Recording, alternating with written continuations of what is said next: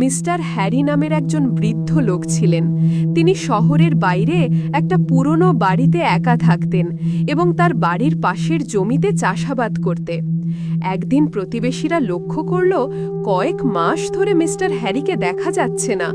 প্রথমে তারা ভেবেছিল হয়তো তিনি কোথাও ঘুরতে গেছেন, কিন্তু কয়েক মাস কেটে যাওয়ার পরও যখন তার কোনো খোঁজ পাওয়া গেল না, তখন তাদের সন্দেহ হলো।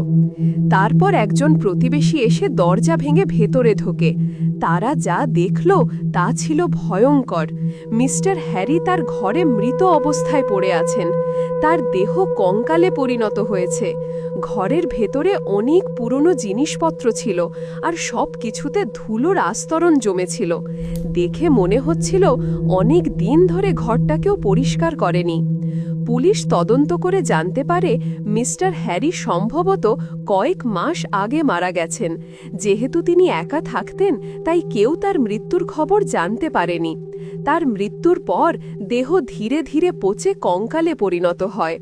এই ঘটনাটা সবাইকে খুব দুঃখ দিয়েছিল। সবাই ভাবছিল মিস্টার হ্যারি যদি একটু সামাজিক হতেন তাহলে হয়তো এমনটা হতো না। এই ঘটনাটা আমাদের শেখায় একা থাকা কতটা ভয়ঙ্কর হতে পারে। তাই সব সময় আশেপাশের মানুষের খোঁজ খবর নেওয়া উচিত।